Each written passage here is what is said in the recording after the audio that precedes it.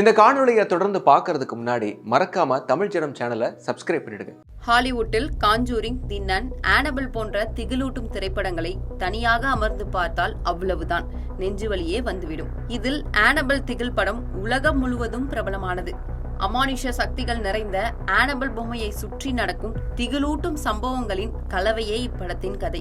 சர்வதேச அளவிலும் குக்கிராமங்களிலும் பிரபலமான இந்த பொம்மை அமெரிக்காவின் நியூ ஆர்லியன்ஸ் நகரில் உள்ள ஓர் அருங்காட்சியகத்தில் கண்ணாடி பெட்டிக்குள் பாதுகாப்பாக வைக்கப்பட்டிருந்தது இந்த பொம்மை. இந்நிலையில் இந்த பொம்மை திடீரென மாயமாகி விட்டதாக இணையத்தில் வெளியான தகவலும் கட்டுக்கதைகளும் காட்டுத்தீ போல் பரவியது. வழக்கமாக வாரன்ஸ் அக்கல்ட் அருங்காட்சியகத்தில் வைக்கப்பட்டிருக்கும் ஆனபல் பொம்மை கடந்த மே மாதம் ஒரு நிகழ்ச்சிக்காக எடுத்து செல்லப்பட்டிருந்தது. அப்போது லூசியானாவில் ஆனபல் பொம்மை காணாமல் போனதாக வதந்தியும் பரவியது.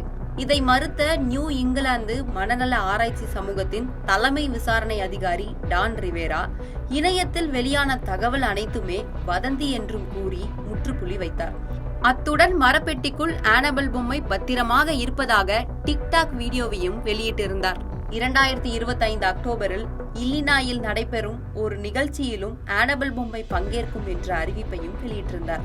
ஆனால் துரதிருஷ்டவசமாக ஆனபல் பொம்மையுடன் சுற்றி திரிந்த டான் ரிவேரா கடந்த ஜூலை 13ஆம் தேதி பென்சில்வேனியாவின் கெட்டிஸ்பர்க்கில் உள்ள அவரது ஹோட்டல் அறையில் மர்மமான முறையில் சடலமாக மீட்கப்பட்டார். மரணத்திற்கான சரியான காரணம் தெரியவில்லை. பிரேத பரிசோதனைக்கு பிறகு அது உறுதி செய்யப்படும் என்றும் அவர் இறந்த இடத்தில் சந்தேகத்திற்குரிய எதுவும் இல்லை என்றும் விசாரணை அறிக்கை கூறுகிறது.